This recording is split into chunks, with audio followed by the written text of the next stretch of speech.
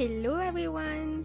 Bonjour à tous, nous sommes heureuses de vous accueillir dans ce nouvel épisode des Sisters Bubble, le podcast qui vous aide à aligner votre mental et votre corps pour vivre à votre plein potentiel.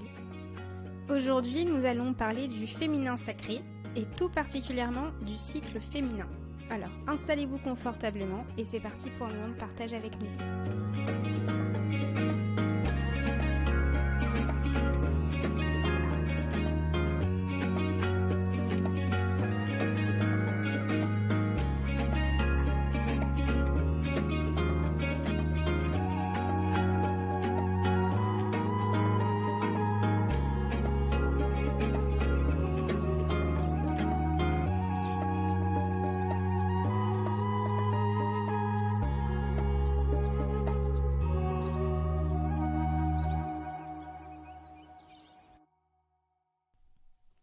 Alors, dans un premier temps, on a décidé de vous réexpliquer un petit peu le féminin sacré. On en a parlé, mais très vaguement, dans le dernier épisode. Mais nous, on estime que c'est vraiment relié au cycle menstruel et pour bien comprendre le fonctionnement de la femme en profondeur. Donc Manel, est-ce que tu peux nous réexpliquer rapidement qu'est-ce que le féminin sacré ?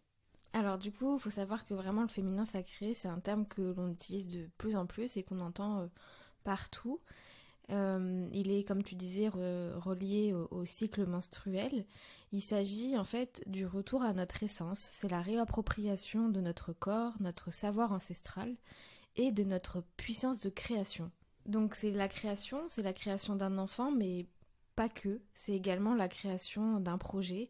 Et en fait, il faut savoir que pour le féminin sacré, tout projet et toute graine plantée par une femme va être utile à notre monde. Donc c'est une belle image, ça fait un peu prétentieux comme ça, mais c'est vraiment l'idée générale, c'est le côté vraiment sacré, donc tout ce que incarne la femme sera sacré par la suite. Ça évoque aussi la douceur de l'être, tout ce qui est réceptivité, intériorité, écoute profonde et surtout élan de vie. Voilà, cette idée vraiment naissance. Oui, c'est vrai.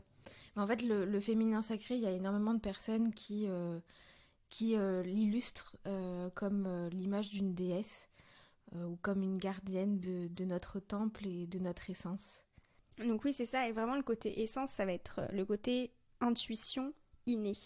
C'est vrai qu'on a éventuellement, quand on dit femme, on va pas le repréciser à chaque fois, mais c'est vraiment personne genrée féminin, une personne qui a une énergie féminine plus développée et effectivement qui a des cycles, ça aide, a en elle une intuition innée qui se développe à l'infini si on la travaille et ça fait notre essence et du coup le féminin sacré qui est représenté par cette déesse protège cette partie-là et l'aide à le développer. Oui, c'est ça. Et en fait c'est une déesse qui va du coup par la suite vraiment apporter au monde une compassion, de l'amour, de l'empathie. Ça, on l'avait déjà dit dans l'épisode précédent. Et elle utilise vraiment sa puissance pour défendre et servir la vie. Et la vie avec un grand V. Oui, voilà. Avec un grand V. C'est ça. Et du coup, le point le plus important, je pense, ce serait vraiment le fait qu'elle incarne, comme tu dis, un cycle, le mouvement. Donc le mouvement éternel de tout ce qui est mort, vie, renaissance, c'est rattaché au cycle, aux saisons, à des éléments terrestres, si je puis dire, mais aussi à la lune, et elle se rattache au cycle global de l'univers. Donc c'est vraiment quelque chose de cyclique. Oui, c'est ça, c'est vraiment le côté mort, vie, renaissance. Et du coup, nous, avec...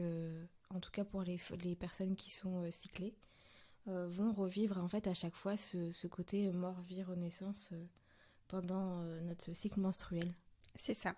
Et du coup, on lui attribue 4 phases, mais aussi 4 éléments. Donc, elle va s'ancrer dans chaque élément d'une façon différente. Donc, elle va prendre du côté cyclique et changeant de l'eau. On va la retrouver au niveau de la douceur et de la brise, mais aussi de tout ce qui est déchaînement de tornade avec le vent. On va retrouver le côté animé, le côté chaleureux du feu, et enfin le côté, petite graine, mère nourricière, si je puis dire, de la terre. Oui, derrière. Le côté création, créatrice. C'est ça, donc c'est très relié à la nature. Et dans la nature, on peut retrouver aussi ces cycles-là, cette idée de cycle, cette idée de phase. C'est pour ça que c'est quelque chose qu'on délaisse souvent de côté, parce que ça invite à s'écouter, Mm. à se rattacher à son propre cycle, au cycle de la nature, au cycle de la lune, au rythme différent que ce que peuvent avoir les hommes, quoi. Bah c'est ça, puis c'est surtout que dans notre société actuelle, qui est une société patriarcale, on vit de façon très linéaire et on doit vivre de façon très linéaire parce qu'en fait l'homme suit lui un rythme solaire, contrairement à nous qui sommes gouvernés par la lune. Les hommes eux sont voilà très très linéaires et n'ont pas ce côté cyclique, et c'est ce qui est compliqué dans notre société actuelle en fait. C'est ça. En fait, l'homme va quand même avoir un cycle, mais ça va être un cycle beaucoup plus long. Ça va être un cycle d'une vie, donc avec plusieurs phases, mais plus en fonction, j'allais dire de l'âge, pas vraiment, plus peut-être éventuellement de la maturité émotionnelle. Oui. Mais ça va être sur tellement d'années, tellement de mois, que c'est quelque chose qui est moins impactant Oui. quotidiennement que ce que ça peut être chez une femme. Parce que chez une femme, c'est beaucoup de changements, la plupart du temps 28 jours. Oui. Voilà. Ça fait très court. Ça fait très court. Et il y a justement une petite citation de Miranda Gray dans son livre Lune rouge, donc on ne l'a pas encore lu. Moi j'ai pu lire quelques passages seulement, mais ce bouquin-là, si vous voulez aller voir, il est vraiment apparemment hyper intéressant, justement pour tout ce qui est féminin sacré et pouvoir de ce féminin-là. La citation, ça dit « Tu es une femme, tu es forte parce que tu n'es pas constante, parce que le rythme du changement est le rythme de l'univers. » Donc je pense que ça résume bien tout ce qu'on vient de dire. Oui, totalement. Et voilà, il faut savoir vraiment que la métamorphose en fait de la lune est à l'image de la femme. Une grande partie de notre vie, nous sommes régis, du coup, comme on l'a dit, par notre cycle menstruel, mais même avant le fait d'être réglé, et même après, pour les femmes, les personnes qui sont ménopausées, par un cycle qui dure 28 jours en moyenne. Et en fait, ce cycle-là est toujours présent, qu'on ait nos règles ou non. Dans notre cycle, on peut trouver 4 phases qui vont vraiment être à l'image des 4 phases de la Lune.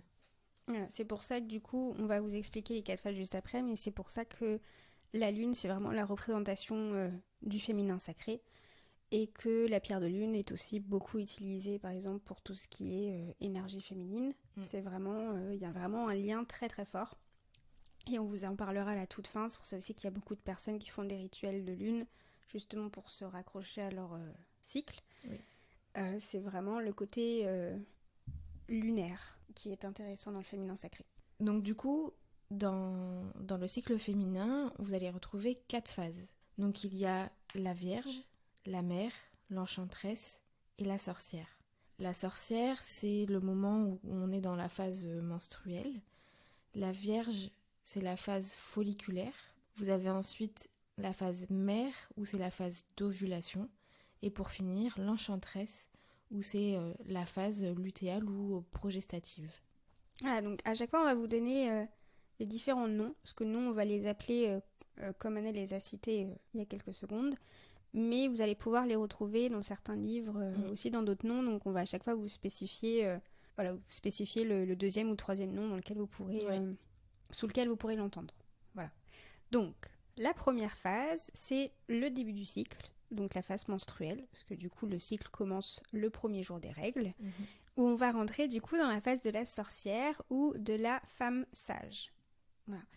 Donc c'est vraiment la phase menstruelle qui commence, donc le premier jour de vos règles, et ça peut durer jusque 7 jours, même si en général vos saignements durent moins, la phase en elle-même peut durer jusque 7 jours. Et physiquement parlant, au début de vos règles, le niveau d'oestrogène et de progestérone sont au plus bas. Donc c'est pour ça qu'au tout début du règle, on peut se sentir un peu bas en énergie, pas forcément de très bonne humeur, etc. Et lorsque le niveau d'oestrogène augmente à la fin de ces 7 jours, les symptômes prémenstruels, eux, diminuent. Et le corps commence à produire de la sérotonine, qui est un neurotransmetteur qui va jouer sur tout ce qui est comportement, humeur, anxiété ou encore apprentissage. Donc du coup, en fait, il faut savoir que vraiment à la fin de cette phase-là, vous allez du coup ressentir une meilleure humeur et vous sentir de plus en plus à l'aise avec votre corps et avoir une énergie qui va augmenter.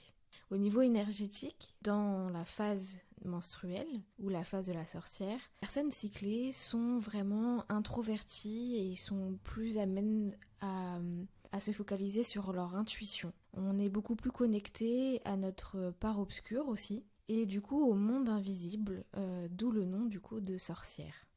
C'est ça. Et il y a vraiment le côté un peu mort, fin de cycle, mais du coup début de quelque chose, qui est beaucoup représenté par le sang, hein, bien sûr. Donc le sang qui coule, c'est vraiment la mort de ce qu'aurait pu être, donc éventuellement un enfant, pour le coup. Et notre corps et notre esprit se mettent en deuil. Donc ça, c'est vraiment quelque chose de physiologique. Oui.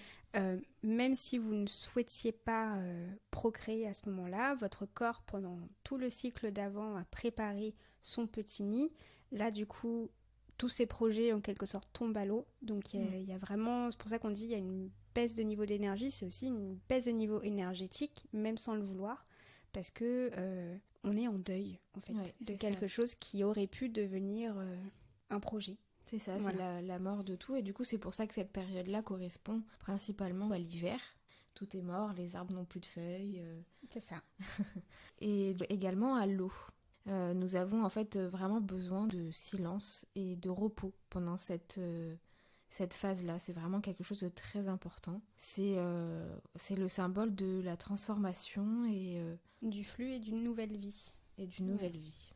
Donc notre sang, il est là pour nous purifier, nous transformer, donc nous purifier dans le sens où il y a tout qui va se décrocher et qui va tomber, hein, qui va couler. Donc c'est vraiment une purification interne et une transformation aussi. Et ça fait place à une nouveauté pour le prochain cycle, pour le cycle qui vient de commencer, où tout sera à nouveau possible.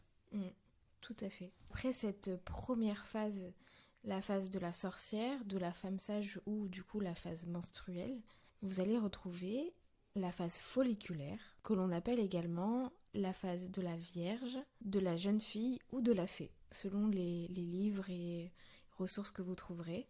Cette phase-là, elle va durer à partir du premier jour de la fin de vos règles jusqu'à votre ovulation.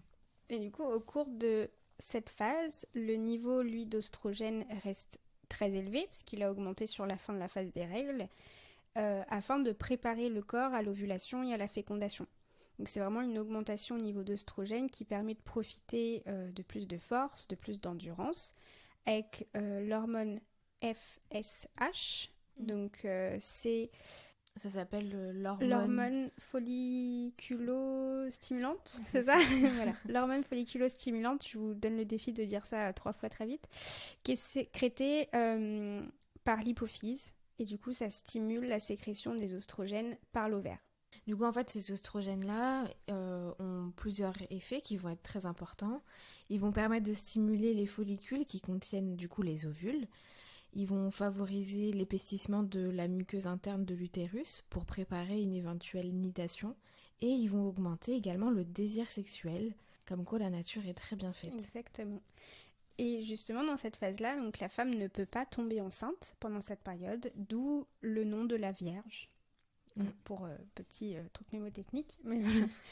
Et au niveau énergétique, par contre, on est généralement, à l'inverse de la phase précédente, dynamique et active. C'est vraiment un moment où on a un regain de confiance, on vit pour nous, parce que sur les dernières parties des phases, on vivait pour éventuellement une naissance. Là, du coup, on vit vraiment que pour nous. On est créatif, on est indépendant, on est tourné vers l'extérieur. Mais on est vraiment à l'image d'une jeune fille qui découvre le monde. Cette phase-là, elle fait référence au printemps. Et du coup, à l'air, le côté légèreté. C'est la nature qui commence à bourgeonner, mais qui ne fleurit pas encore complètement. C'est comme tu disais, on est vraiment beaucoup plus libre et le côté un peu insouciance et jeune fille, on a vraiment le pouvoir en fait de voguer entre nos projets, nos envies, nos rêves. C'est ça, c'est vraiment le moment clé pour vous poser avec vous-même, vous ouvrir au monde, mais aussi y voir toutes les possibilités pour votre propre développement. Donc faire des projets de vie, d'entreprise, entreprendre, c'est vraiment cette phase la phase propice à tout ça. Parce que juste ensuite, vous allez passer justement à la phase de la mère, ou appelée aussi de la déesse, qui est du coup la période d'ovulation. C'est la 3e phase du cycle qui se produit environ entre 10 à 23 jours après le début de règles en fonction de votre cycle et des personnes. Et c'est la phase pendant laquelle votre corps va libérer l'ovule en vue d'une fécondation derrière. C'est ça. Du coup, en fait, au moment où le corps se prépare, il va avoir une hormone qui va être sécrétée également par l'hypophyse, qui est l'hormone LH, c'est l'hormone lutéinisante. Cette hormone-là va être sécrétée du coup tout au long du cycle, mais vraiment là va être libérée de façon très brutale. Il va y avoir un gros pic de LH. Et ce pic de LH va provoquer l'explosion de l'un des follicules qui a eu le temps de maturer dans vos ovaires, qui va libérer l'ovule, d'où du coup le nom de la phase qu'on appelle la mère. Au niveau énergétique, c'est vraiment un moment où on est vers l'extérieur, on rayonne en externe, on a envie de prendre soin, de materner, de réconforter les autres. C'est vraiment une phase qui correspond à l'été et au feu. Voilà, c'est une nature qui est abondante, avec des fruits, des légumes, etc. On est prêt à nourrir tout le monde de notre lumière, de notre amour inconditionnel.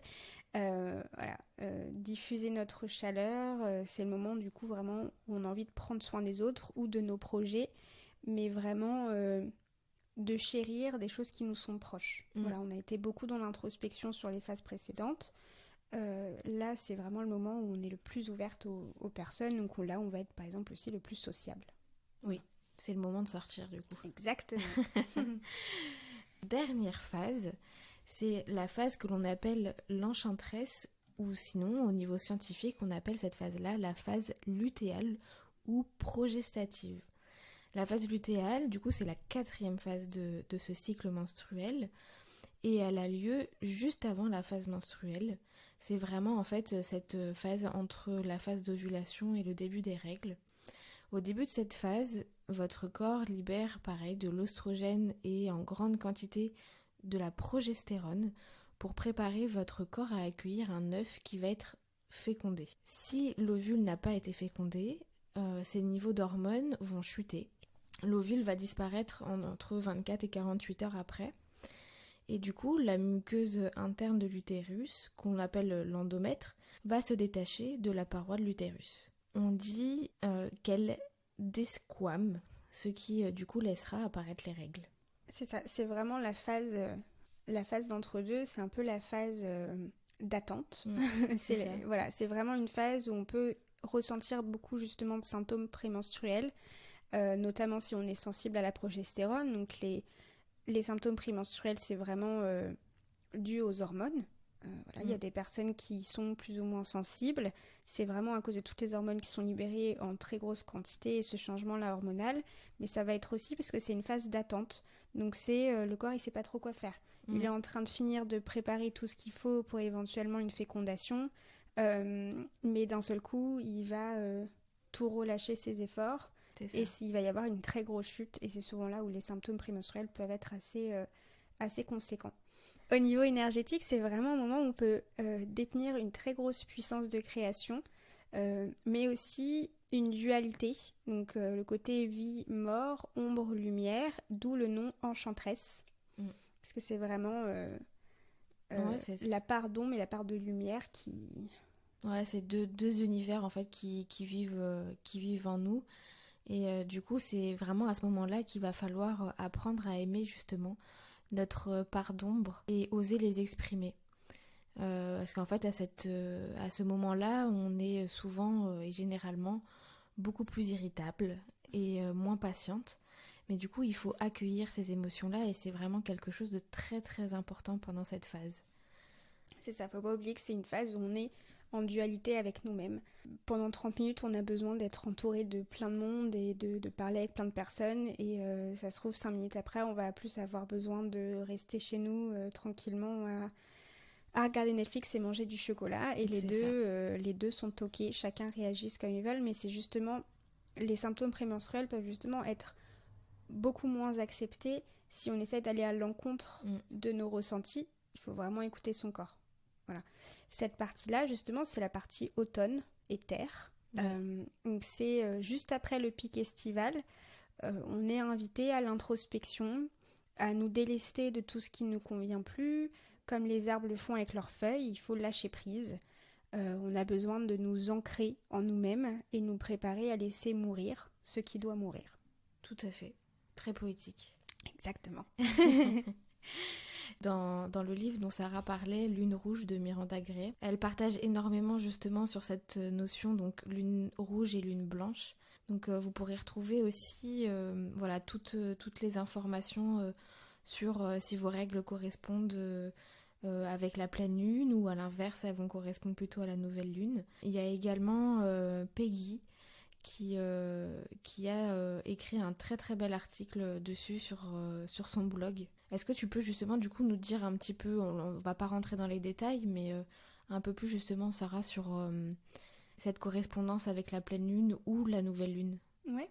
Alors justement, comme on en parlait au début du podcast, on attache beaucoup les phases de la lune aux phases menstruelles et on va pas forcément avoir la même approche, les mêmes sentiments, la même façon de fonctionner si on est calé sur telle ou telle phase. Donc si vos règles correspondent avec la pleine lune, donc vous avez vos règles pendant la pleine lune et vous ovulez à la nouvelle lune, on est ce qu'on appelle des femmes lune rouge. On incarne une plus grande indépendance, on est plus tourné vers l'intérieur et on se focalise plus sur son potentiel et son propre développement. A l'inverse, pour les personnes menstruées qui vont avoir leurs règles pendant la nouvelle lune, donc là du coup, ovulation pendant la pleine lune, on est une femme lune blanche. On incarne plus un aspect maternel, on est tourné vers l'extérieur et on s'occupe du monde et des autres. Donc ça va vraiment être un comportement différent, une personnalité différente. Donc bien sûr, c'est pas le premier jour de la pleine lune ou le premier jour de la nouvelle lune où vous avez vos règles, mais souvent c'est à 3 jours près. Oui, ça correspond vraiment. Voilà. Enfin, moi, depuis un peu plus d'un an maintenant, 1 an et demi, je me fie en fait à la lune et je suis très très alignée à la lune et en fait je pense que plus on y fait attention et plus on s'y aligne en fait, et c'est ça qui est fou. Et on peut le voir même des femmes qui vivent entre elles et qui à la base ne sont pas du tout cyclées de la même façon vont au fur et à mesure se rapprocher et finir cyclées exactement limite le même jour ou à 2 jours d'écart. Ouais, c'est assez fou ce que l'environnement peut faire là-dessus. On va en parler plus pour expliquer qu'est-ce qui peut faire qu'on n'est pas aligné avec son cycle. Mais moi, je sais que j'ai une application sur mon téléphone qui est super cool pour justement noter quand on a ses règles, etc., quand on n'est pas sous pilule. Mais pareil, quand je sens que je commence à être gronchon, etc., ben en fait, je regarde mon calendrier lunaire. Je vois si c'est bientôt la pleine lune. Et si c'est bientôt la pleine lune, parce que du coup, moi, je suis de celles qui sont en lune rouge, je capte en fait, je me dis ah oui, donc non en fait bientôt. Maintenant ouais non je comprends, c'est normal, c'est bientôt les règles, c'est normal. Donc c'est vraiment important de vous écouter parce que on est souvent forcé, comme disait Manel, à être linéaire et constant tous les jours à l'image de la société, et on lutte contre les changements d'humeur, contre les changements hormonaux qu'on voit souvent comme un problème. Voilà, donc à se dire comment ça se fait que je suis hyper sociable et que 3 jours après j'ai envie d'être un loup solitaire, que des fois vous êtes dans la douceur et des fois vous avez envie de casser la tête de tout le monde. Voilà. Comme si on avait plusieurs facettes de notre personnalité, mais en fait ça c'est normal, c'est ok. C'est pas facile parce qu'on a aussi nous beaucoup de réflexions derrière, donc le côté ah mais qu'est-ce que t'as tes règles ou quoi, ou t'es super lunatique. Bah voilà, un lunatique, je vous laisse faire la sémantique du mot, mais il y a le mot lune dedans, hein, donc c'est le côté très cyclique. Ça aide pas à accepter son cycle, je pense. Ça pas n'aide du tout. Ça n'aide pas du tout. On va arriver à rentrer dans une société qui accepte le fait que nous ne sommes pas comme les hommes.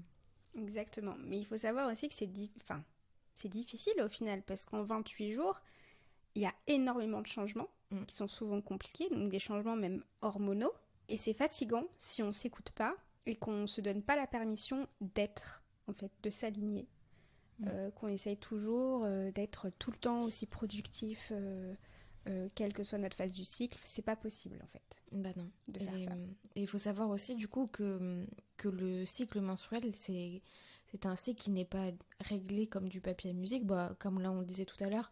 Et au final, en fonction des personnes avec qui l'on est, des femmes avec lesquelles on vit, on va changer, notre cycle va se modifier. Et de la puberté, en fait, à la ménopause, chez bien des femmes, du coup, on peut se dérégler.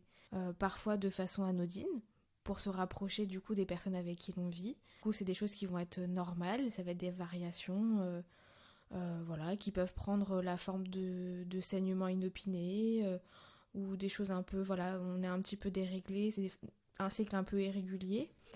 Mais à l'inverse, du coup, il peut aussi y avoir une absence ou un retard de règles. Que les règles sont soumises au fonctionnement du cerveau, ils sont soumis au stress psychologique qui peut suffire à les dérégler. Ça peut être un choc psychologique comme un traumatisme important, un accident, un décès, des conflits qui vont être personnels, qui peut du coup faire sauter notre cycle, ou à l'inverse avoir un cycle qui est très long et avoir des règles qui durent de façon infinie. Et aussi, il y a des personnes qui peuvent avoir des cycles très très irréguliers qui vont durer 35, 40, 45 jours. Et ça peut du coup avoir aussi des origines dans le mauvais fonctionnement des ovaires. Comme on dit, des fois c'est normal d'être un petit peu déréglé, mais il peut y avoir des choses qui sont pas normales. Qui sont pas normales sur votre cycle. Donc par exemple, avoir des règles très très très abondantes et des troubles menstruels, c'est très répandu. 25% des femmes entre 30 et 49 ans ont ce qu'on appelle une ménorragie. Donc c'est des règles qui durent plus de 7 jours avec des pertes de sang allant jusque 150 ml. Donc normalement une femme perd entre 50 et 100 ml, donc c'est largement au-dessus de la moyenne. Et ces troubles peuvent avoir différentes origines, donc comme les dérèglements hormonaux, justement, donc un excès ou une insuffisance en oestrogène, ça peut en être la cause. Ça peut être un développement important de l'endomètre, donc c'est la paroi interne de l'utérus, donc où vous expliquez qui crée un petit peu le nid et qui se détache une fois qu'il n'y a pas eu de fécondation lors des règles. Et il est expulsé, mais si l'endomètre est très développé, il est plus long et c'est plus difficile à éliminer. Donc ça peut faire beaucoup plus de douleur, beaucoup plus de flux, et ça peut en être dangereux à la longue. Ça peut être l'âge aussi. Donc après 40 ans, il y a beaucoup plus de risques de développer des fibromes et des polypes. Donc ça pareil, c'est des choses qu'il faut regarder, il faut surveiller et rester vigilant. Il ne faut pas se dire que passé 40 ans, c'est normal d'avoir des règles qui changent parce qu'on s'approche de la ménopause. Non, il peut y avoir aussi d'autres causes derrière. Et la pilule peut dérégler. Oui. Moi, je sais que ça me l'avait fait, où j'avais des saignements en dehors de mes fausses périodes de règles. Mais du coup, c'est parce que les hormones de la pilule ne vous conviennent pas. Il peut y avoir le port du stérilet en cuivre aussi, qui peut tout dézinguer. Voilà. Et les ménorragies, c'est souvent associé à des douleurs. Mais dans tous les cas, si vos règles sont régulièrement trop abondantes, il est conseillé quand même d'aller voir un gynécologue ou d'aller voir un spécialiste parce qu'à la longue, c'est beaucoup trop fatigant pour votre corps. Oui, et du coup, si vos règles sont abondantes et aussi très douloureuses, c'est quelque chose qui n'est pas normal du tout.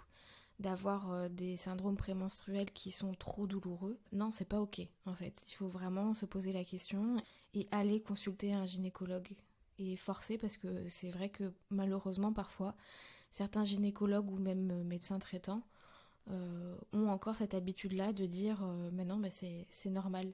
Un petit peu de douleur, c'est normal. Même un petit peu de douleur pendant la phase d'ovulation, c'est normal aussi. Mais pas jusqu'à ce que ça en devienne handicapant. Non. Où on peut plus ni travailler, où on reste assise sur les toilettes à se vider de son sang avec des crampes où on peut plus rien faire. Ça, c'est vraiment pas normal du tout. Donc il faut penser à aller consulter. Justement, à l'inverse, vous pouvez avoir des maladies que l'on peut appeler donc hypoménorrhée ou spanioménorrhée. Donc c'est quand vos règles sont très peu abondantes. Ou du coup, sinon l'aménorrhée. Aménorrhée, c'est quand on n'a pas du tout de règles, c'est vraiment l'absence de règles due à une grossesse, à la ménopause, mais aussi du coup qui peut ne pas être normale si vous n'êtes ni enceinte ni en période de ménopause.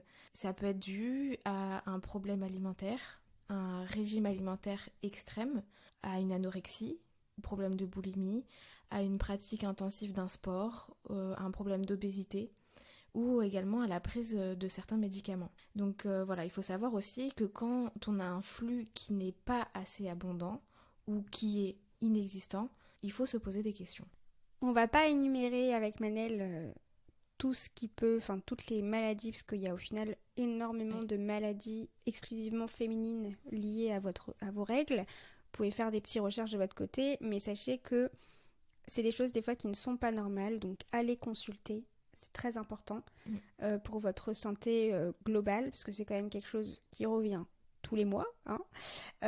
Donc si c'est trop abondant par exemple, ou que vous avez des saignements en dehors de vos règles, c'est quelque chose qui peut être très très fatigant pour votre énergie vitale et il faut vraiment agir. Oui. Voilà. Il faut vous écouter, il faut croire en votre intuition. Si vous sentez qu'il y a quelque chose qui n'est pas normal, allez consulter. Et justement, en vous alignant enfin à vos saisons intérieures et extérieures, vous allez vous aligner à votre magie et à l'énergie unique de chacune de ces phases. Donc vous allez découvrir, observer, ressentir, développer une intuition qui est très profonde, qui est reliée à votre identité. Et cette énergie-là, elle peut être utile tout au long du mois. Donc en fait, il faut vraiment prendre les phases de ce cycle-là comme des outils. Donc en me disant, je suis dans telle phase, donc je vais plus être dans l'introspection. Je suis dans telle phase, donc je vais plus développer mon leadership et je vais plus développer ma passion pour tel projet parce que j'ai les ressources nécessaires. Je suis dans telle phase, je vais plus m'ouvrir aux autres parce que je suis plus réceptive aux énergies des autres, par exemple. C'est vraiment quelque chose, pour pouvoir accueillir plus sereinement chacune des phases de votre cycle, il est vraiment important que vous compreniez comment votre cycle fonctionne, que vous l'observiez. Oui, et que du coup vous fassiez, que vous vous basiez en fait vraiment sur les différentes phases dans lesquelles vous êtes pour pouvoir vivre, pour pouvoir également même vous alimenter. Il faut savoir que pour pouvoir pleinement vous aligner avec votre cycle menstruel et pour mieux vivre vos règles, il y a des astuces. Donc le premier, Sarah, c'est adapter son alimentation pendant le cycle. Oui, exactement. Parce que comme on expliquait, vous n'avez pas le même taux d'hormones, donc votre corps ne va pas avoir les mêmes besoins. Il y a un super bon bouquin dessus de Marjorie Malgras, ou Malgras, je ne sais pas si on prononce le S ou non, qui s'appelle La cuisine des lunes. Et c'est vraiment... elle fait des petits plannings, ou du moins une explication pour construire un peu ses assiettes en fonction des 4 phases du cycle. Il est super intéressant et je pense que ça peut pas mal vous aider, surtout pour des personnes qui ont justement des dérèglements hormonaux, parce que ça peut aider à les réaligner. Ouais. On utilise ça avec parcimonie, parce que comme on dit, des fois ça peut être des problèmes, il faut voir un spécialiste, mais ça peut déjà soulager certaines phases. Oui, d'ailleurs pour les personnes qui ont tendance à avoir des déséquilibres hormonaux, il faut vraiment faire attention à votre consommation de sucre, de café, de soja. En fait, il y a des aliments qui ont tendance, en tout cas quand on les consomme en trop grande quantité, à nous déséquilibrer au niveau hormonal. Et du coup, il y a des petits trucs aussi, donc il faut essayer de s'éloigner du stress au maximum aussi, parce que le stress, c'est un très très gros facteur de déséquilibre hormonal. Donc réaliser des activités afin de prévenir le stress, ça peut être un bon outil. Donc justement, vous pouvez adapter votre activité physique aux périodes de votre cycle. Oui. Donc éventuellement, voilà, garder les grosses sessions de sport, de gym, de poids, de musculation, etc. pour les phases où vous allez être pleine d'énergie.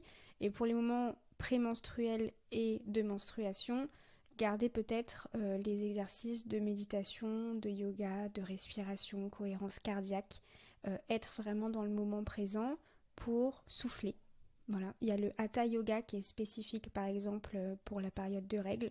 Il y a certaines positions qui peuvent même soulager les douleurs, mais il y a vraiment le facteur stress est très important dedans. Oui, c'est important aussi, c'est ce qu'on disait c'est ce qu'on dit depuis le début, c'est d'écouter votre corps. Si vous sentez que vous êtes en baisse d'énergie, que vous êtes dans une phase où vous n'avez pas beaucoup d'énergie, n'allez pas vous forcer à faire en tout cas du sport de façon extrême avec des grosses sessions de sport. Vraiment écoutez votre corps et adapter aussi vos interactions, votre façon de vivre, vos activités en fonction de votre énergie. Si vous sentez que vous avez besoin d'être plutôt chill chez vous, et voilà, c'est ok, restez chez vous tranquillement. Si à ce moment-là vous pensez plutôt que vous êtes plus dans l'énergie d'être à la rencontre des autres et de partager avec les autres, et à ce moment-là vous pouvez partager avec les autres. Mais il faut vraiment faire attention à ces différentes phases et ça va vous aider à vous aligner justement avec votre cycle. Et ça, c'est vraiment important de vous écouter. Et vous pouvez utiliser des rituels, donc les rituels de lune ou des rituels tout court. Ça peut vraiment vous aider à apprendre à vous écouter et à rentrer un peu plus en introspection. Pareil, les rituels de lune, on en a parlé dans le dernier podcast qu'on a sorti. Mais il y a un livre que j'ai dans la main de Chloé Mazon qui s'appelle « Rituel pour explorer en douceur la puissance de son féminin ». Il est très très bien fait, je vous le recommande. C'est 18 petites cartes et en fait il y a plein de petits rituels en fonction de votre nécessité. Donc vous tirez une petite carte et ça vous donne des petits exercices plus ou moins longs à faire. Donc c'est vraiment très très varié. Et il y a des petits trucs comme ça, donc des fois ça peut vous prendre 10 minutes dans votre journée. Mais c'est important de le faire régulièrement.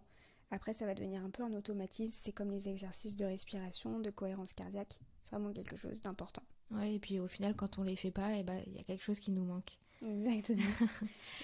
Pour finir, il y a aussi quelque chose, on va dire, même point clé. C'est ça, c'est le point clé, c'est accepter. Accepter vos émotions, accepter votre sensibilité, votre vulnérabilité. Acceptez aussi vos changements d'humeur, d'énergie, acceptez vos formes de corps, de femme. Il faut vraiment être dans l'acceptation. Ce n'est pas parce que nous sommes dans une société patriarcale qui est très linéaire que vous, personne cyclée, vous êtes obligé de suivre en fait cette façon de vivre-là. Donc vraiment acceptez votre cycle. Et même tout ce qu'on vient de vous dire. Nous, on vous a donné des exemples génériques avec les hormones et ce qu'on a le plus ou moins tendance à être dans telle et telle phase. Mais si c'est pas votre cas, c'est normal aussi. Il y a des personnes, elles vont être plus sociables à telle ou telle période. Le tout, c'est de vous écouter, comme dit Manel. Écoutez-vous, ressentez. Moi, dans telle phase, prenez des notes s'il faut. Ah bah oui, je me suis rendu compte que du coup, dans telle phase, j'avais toujours cette envie-là. J'avais toujours ça qui se passait comme ça. Comme ça, après, derrière, vous serez moins pris au dépourvu. Ça sera plus une surprise à chaque fois à dire « Ah, mais je comprends pas, non, parce que vous allez comprendre pourquoi. » Et vous pourrez agir en conséquence. Et puis du coup, ça vous permettra de vivre plus facilement vos différentes phases. Exactement. C'est tout pour nous aujourd'hui. En tout cas, si vous avez aimé ce podcast, partagez-le, notez-le 5 étoiles. On vous le dit à chaque fois, mais c'est très important pour nous. Ça nous permet de développer et de toucher encore plus de monde.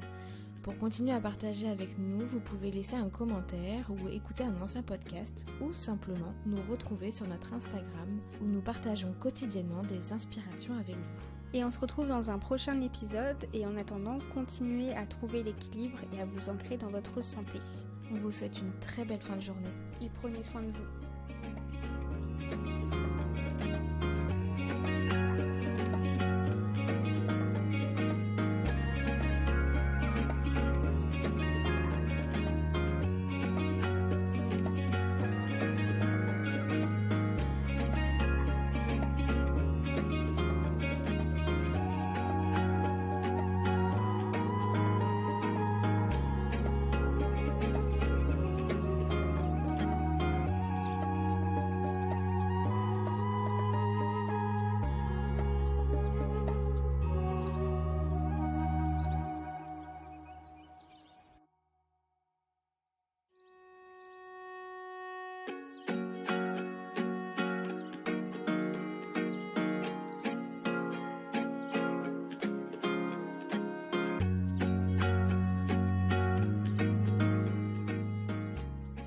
Hello everyone! Bonjour à tous, nous sommes heureuses de vous accueillir dans ce nouvel épisode des Sisters Bubble, le podcast qui vous aide à aligner votre mental et votre corps pour vivre à votre plein potentiel.